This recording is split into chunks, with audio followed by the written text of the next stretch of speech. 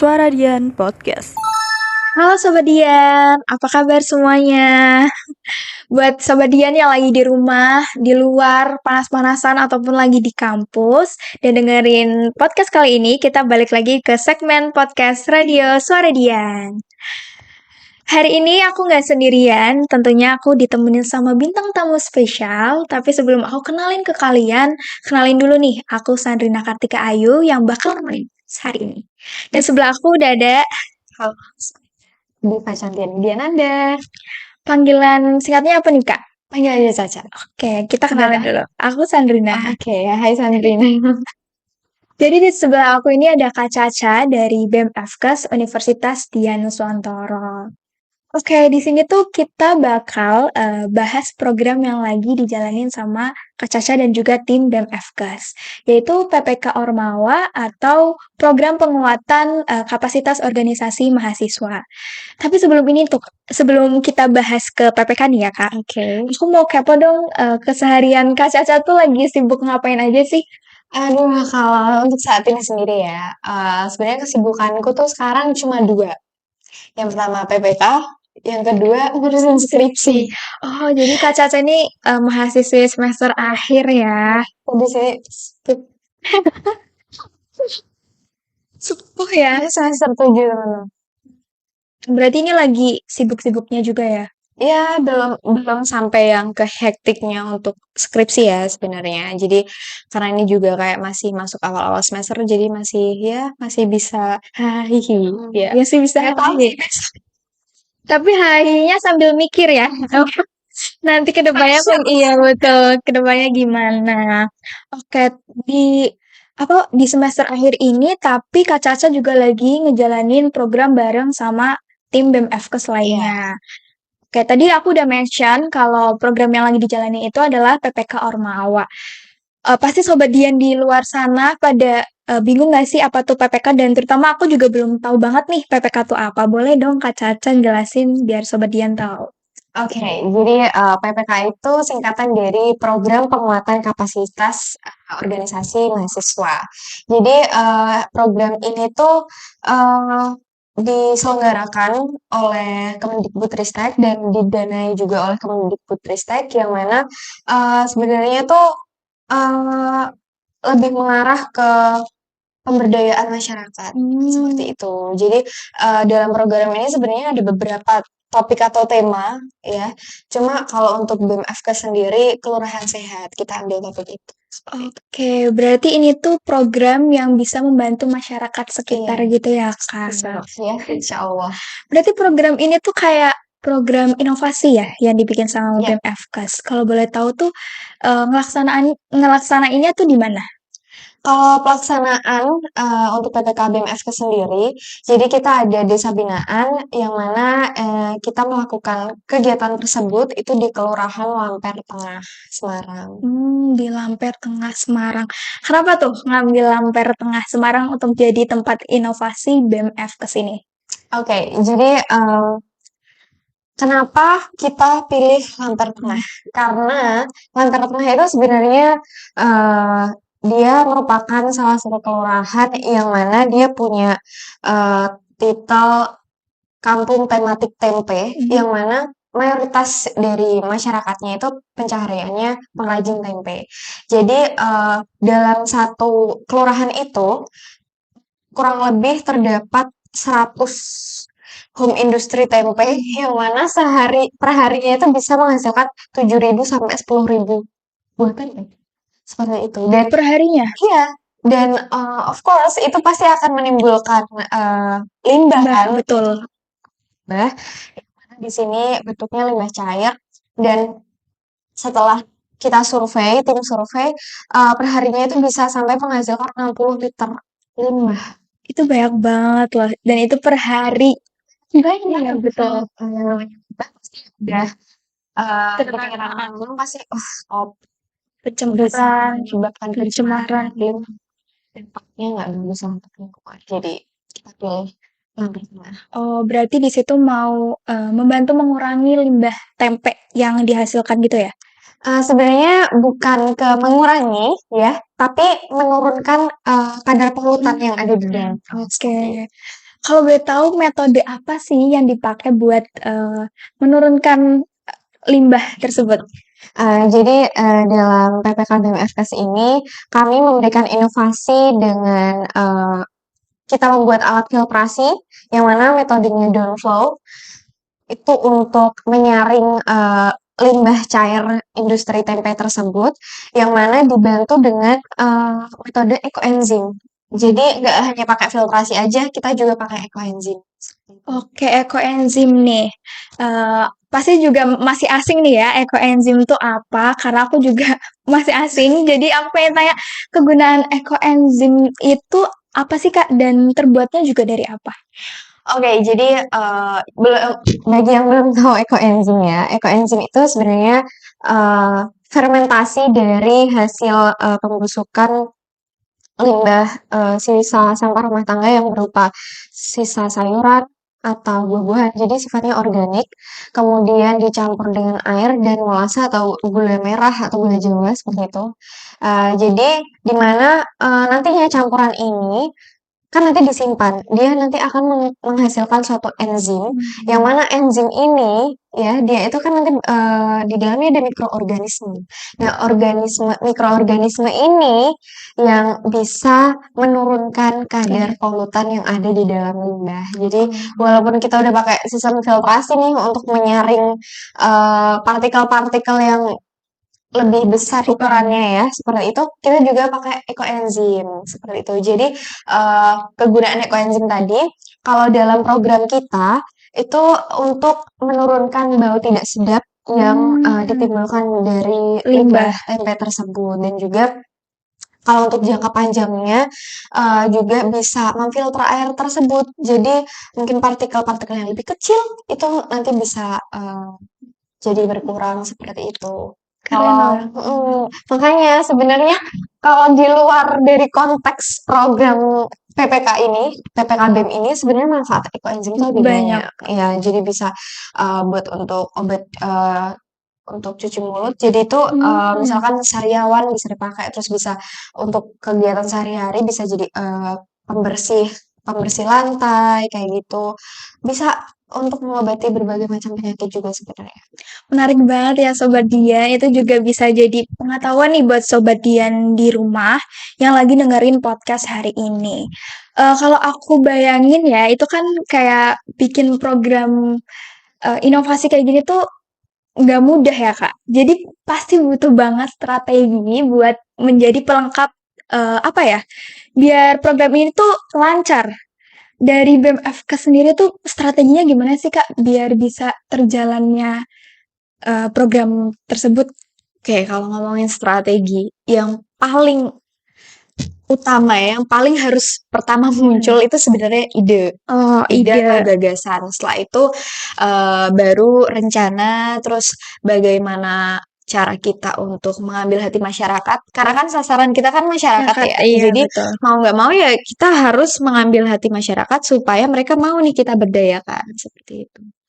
Oh, berarti ini ya pendekatan ke masyarakat biar masyarakat tuh percaya sama inovasi yang bakal BMFKes berjalanin, betul. Nah, ini ngomong-ngomong soal pendekatan masyarakat, nggak mungkin BMFKes itu sendirian atau maksudnya pasti butuh dukungan dari luar ataupun dalam juga. Nah, aku kepo nih Kak, mitra yang terlibat tuh siapa aja sih di program ini dan dukungannya gimana? Oke, jadi sebenarnya dalam PPK BMFKes ini kita menjalin MOU dengan 3 pihak. Yang paling utama karena hubungannya langsung dengan masyarakat, MOU yang pertama mitra kita adalah dari Kelurahan Lampir Tengah sendiri. Karena pihak tersebut kan menjadi stakeholder yang mana mereka punya peran penting gimana mereka memberitahu, menyampaikan kepada masyarakat di sana bahwa oh ini ada BMFKes, mereka ingin memberikan suatu inovasi yang nantinya diharapkan bisa bermanfaat bagi Lampir Tengah sendiri. Itu yang pertama. Yang kedua, kita juga bermitra dengan komunitas Ekoenzim Nusantara Jawa Tengah. Ya, jadi EE Nusantara tersebut ya berperan sebagai memberikan pelatihan, kemudian memberikan wawasannya terkait ekoenzim. Karena kan di sini kita menggunakan ekoenzim ya. Jadi kita tetap harus butuh expertnya supaya pelaksanaan ke depan itu bisa berjalan dengan baik dan tepat bagaimana kita memberikan arahan atau suatu pelatihan dulu nih kepada masyarakat supaya nantinya masyarakat tahu nih gimana caranya bikin ekoenzim yang benar, manfaatnya apa aja. Nah, kita kan karena kita bukan expertnya ya, takutnya ada kekeliruan atau apa, jadi kita bermitra dengan Ekoenzim Nusantara Jawa Tengah. Nah, kemudian pihak yang ketiga ini DLH. Jadi Dinas Lingkungan Hidup Kota Semarang. Jadi Dinas Lingkungan Hidup Kota Semarang juga berperan sangat penting dalam program ini. Tentang bagaimana program ini berdampak dengan lingkungan. Jadi itu juga diawasi juga oleh Dinas Lingkungan Hidup Kota Semarang seperti itu. Keren banget ya, ternyata mitranya juga luar biasa. Jadi dengan inovasi yang luar biasa ini, tentunya juga BEM FKes didukung sama mitra-mitra yang luar biasa juga, sampai akhirnya bisa ke jalan nih sampai sekarang. Kalau aku boleh tahu ya, kan kalau misal tadi dari cerita yang Kak Caca bilang, itu kan pasti butuh waktu yang lama, nggak mungkin cuma sebentar 1 sampai 2 minggu aja. Kalau aku boleh tahu nih, udah sampai mana sih progres dari PPK Ormawa ini? Oke, kalau tentang progres ya, sebenarnya ada beberapa progres yang alhamdulillah sampai sekarang itu sudah dapat kita sampaikan ke publik. Yang pertama, sudah adanya alat filtrasi yang terpasang di Kelurahan Lampir Tengah, khususnya di RW 7. Kemudian Terbentuknya kelompok sadar lingkungan, yaitu Darling. Darling itu kelompok sadar lingkungan yang mana anggotanya kelompok tersebut itu dari salah satu sasaran program ini. Jadi di program ini itu punya 3 sasaran teman-teman. Yang pertama 20 orang pengrajin tempe, kemudian 25 orang ibu-ibu PKK Lampir Tengah, dan 25 orang Karang Taruna Lampir Tengah. Jadi salah satu terbentuknya Darling atau kelompok sadar lingkungan itu dari ibu-ibu PKK Lampir Tengah yang mana perannya adalah untuk memproduksi ekoenzim yang nantinya akan digunakan dalam jangka waktu yang lama dan terus-menerus untuk diaplikasikan dalam aplikasi kita tersebut. Oke, menarik banget ya. Berarti nggak hanya dari BEM FKes-nya aja, tapi ada kerjasama juga dari masyarakat, yaitu kelompok Darling ya, sadar lingkungan. Kalau kelompok sadar lingkungan ini berarti setelah terlaksananya inovasi ini, mereka yang meneruskan di Lampir Tengah, gitu Kak? Iya, jadi kan em, karena BEM FKes ini kan nggak akan selamanya mendampingi dan mengawasi program tersebut ya, karena kalau kita terusin nanti kita nggak lulus selesai, ya kan? Iya, betul.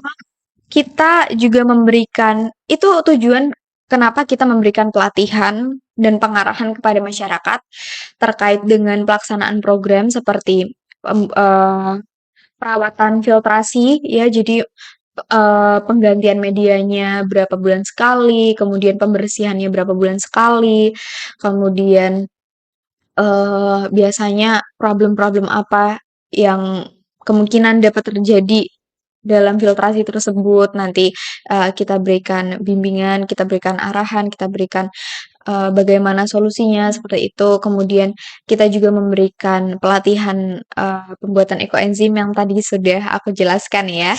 Nah, itu nantinya harapannya adalah setelah dilakukan sosialisasi dan pelatihan tersebut, ketika besok BEM FKes sudah habis masanya dalam memberikan inovasi tersebut, memberikan bimbingan dan inovasi tersebut, harapannya masyarakat ini bisa menjadi mandiri. Yang tadinya kan pemberdayaan masyarakat ya, jadi kita memberdayakan masyarakat supaya masyarakat itu menjadi masyarakat yang mandiri, bagaimana mereka bisa menjaga kelestarian yang ada di lingkungan tersebut, apalagi topik kami kan adalah kelurahan sehat.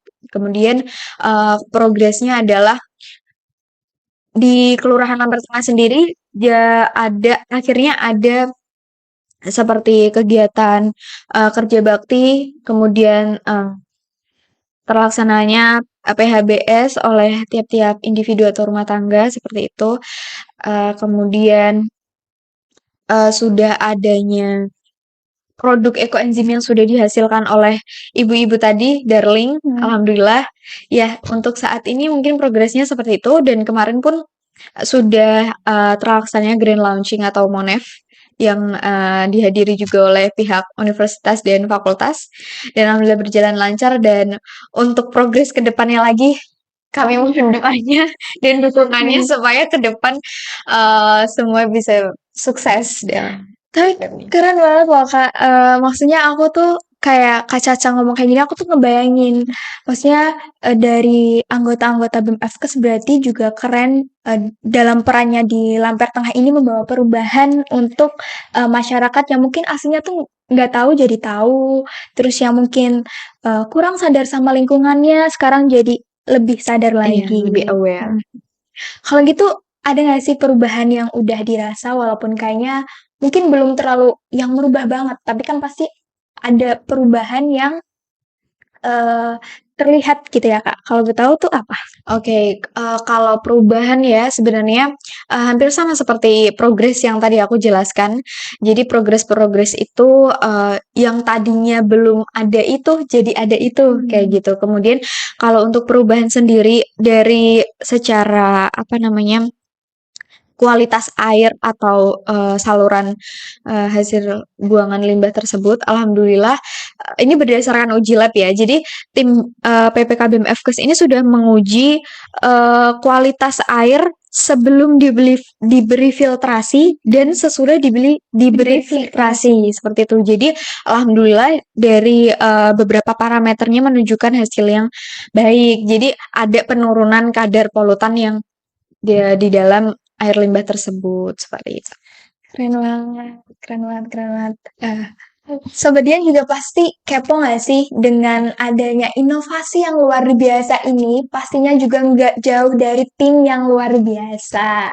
Nah ini nih yang aku kepo banget. Gimana sih cara membentuk kerja tim yang akhirnya tuh bisa membentuk inovasi yang luar biasa sampai terjalan sejauh ini? Karena kan nggak mudah ya Kak untuk bekerja sama dengan banyak orang dan banyak juga mungkin sifat yang beda-beda itu tuh cara nyatuinnya gimana? Oke, sebenarnya itu semua tergantung individu masing-masing, ya kan? Mau gimana pun misalkan leader atau dosen pembimbing yang keras dalam ya tegas lah ya dalam mendisiplinkan para anggota tim ini, tetap balik lagi ke individu masing-masing. Jadi kemudian kita kaitkan dengan apa yang bisa kita dapatkan, apa yang bisa kita pelajari dari berorganisasi, teman-teman.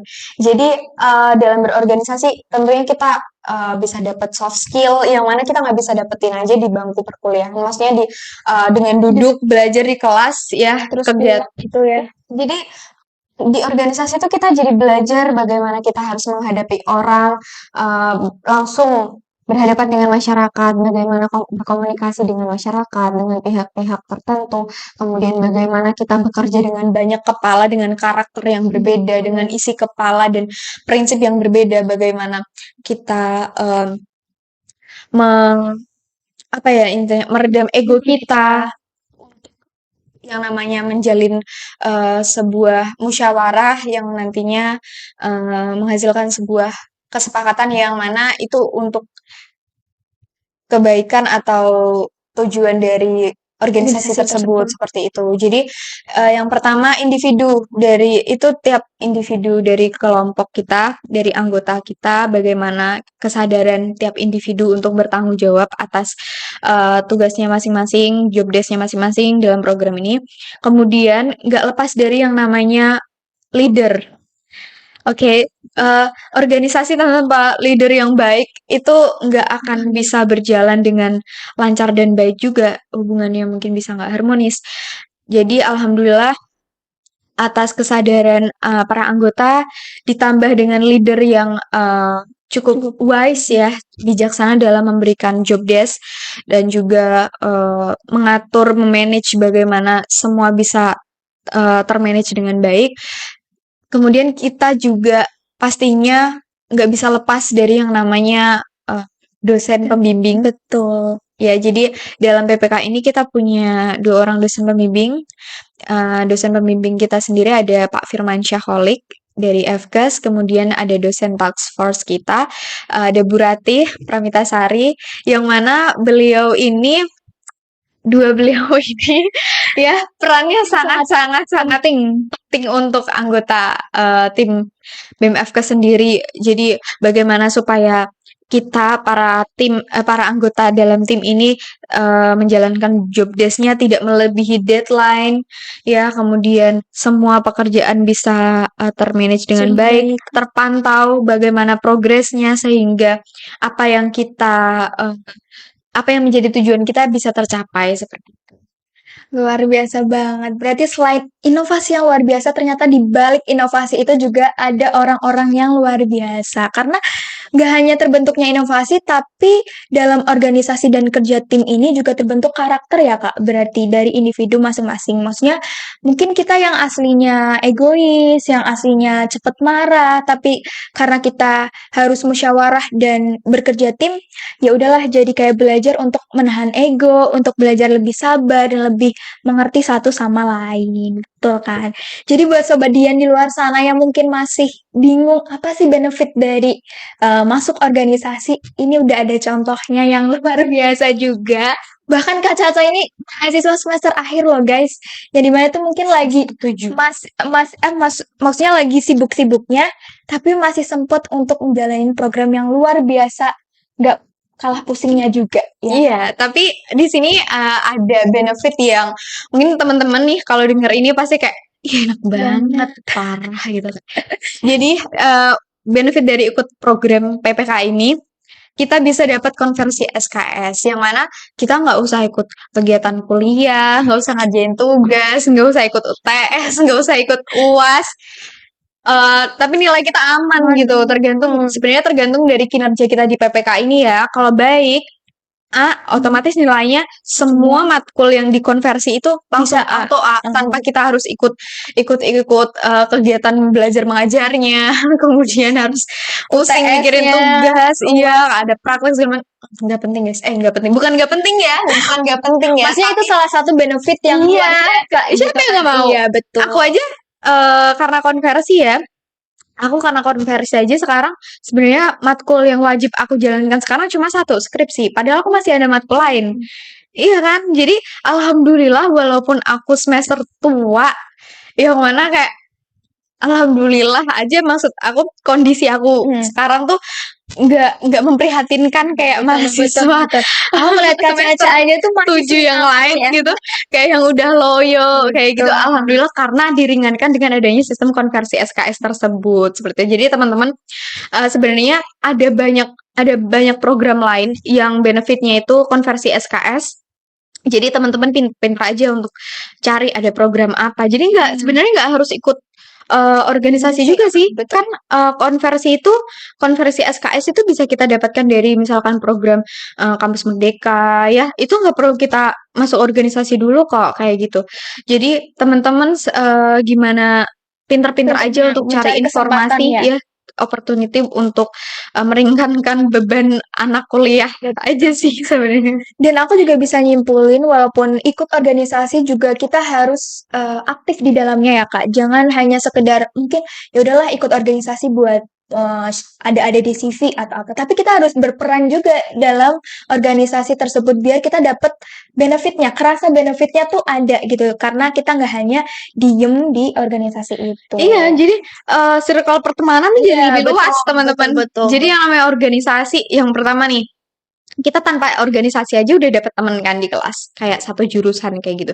Kalau kita masuk organisasi, kita dapat teman organisasi. Kemudian kalau misalkan organisasi kita bikin proker atau apa yang membuat kita bertemu dengan banyak orang, otomatis kan tambah lagi, lebih luas lagi circle-nya. Kemudian misalkan kita menjalin kerjasama sesama organisasi kayak like kita nih ya kan tuh. Aku awalnya nggak kenal Sandrina gitu. Tapi karena kita ada BMFkes Ada project bareng sama iya, Radio Suara. otomatis aku jadi kenal juga sama beberapa teman-teman dari Radio Suara Dian. Jadi kayak nambah temen, nambah relasi, ya Dan kan? ternyata kita satu fakultas. Ya kan ya? Baru tahu. Kita satu fakultas. Iya, makanya teman-teman buat bahkan even buat teman-teman yang introvert, sumpah sebenarnya banyak sekali manfaat yang bisa teman-teman dapatkan.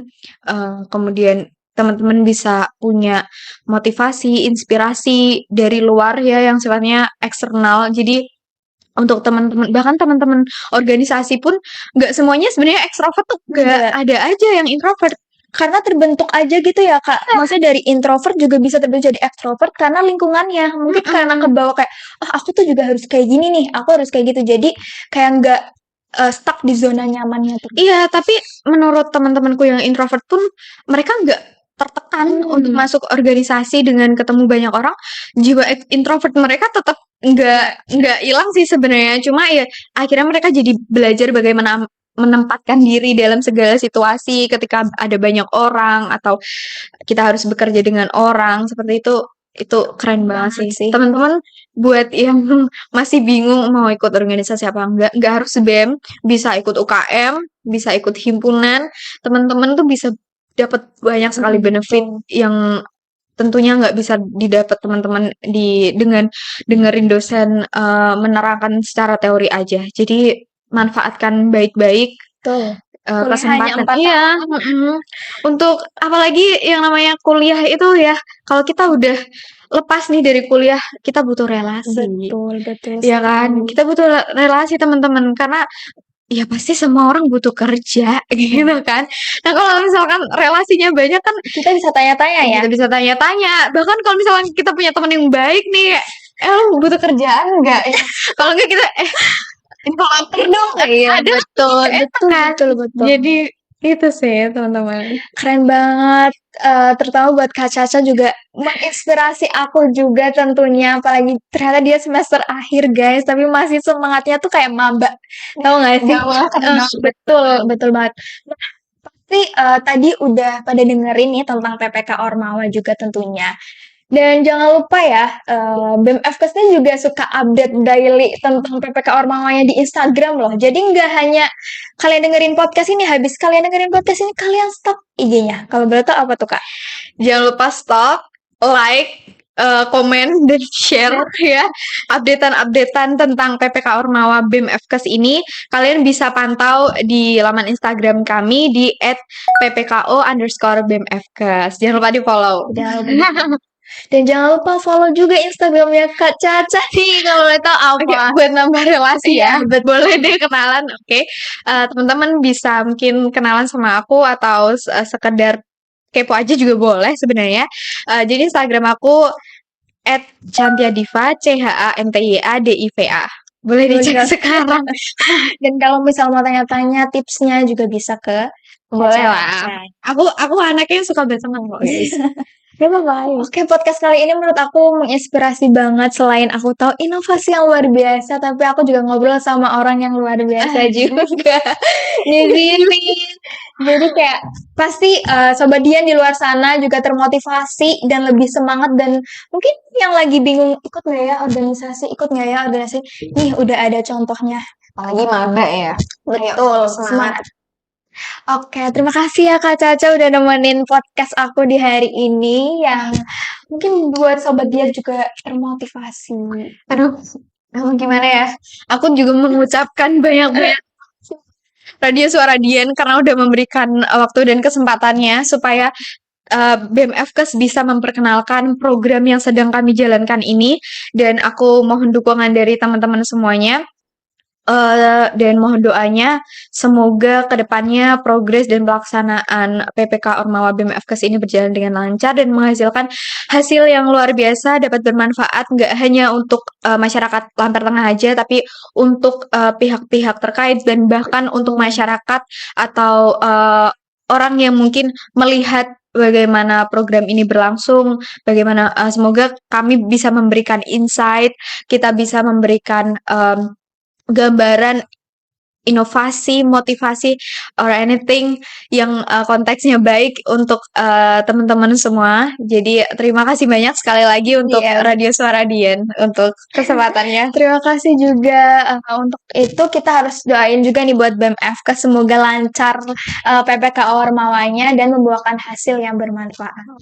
So, terima kasih ya untuk Kak Caca sekali lagi yang udah nemenin podcast hari ini. Sampai jumpa di next podcast selanjutnya Sobat Dia.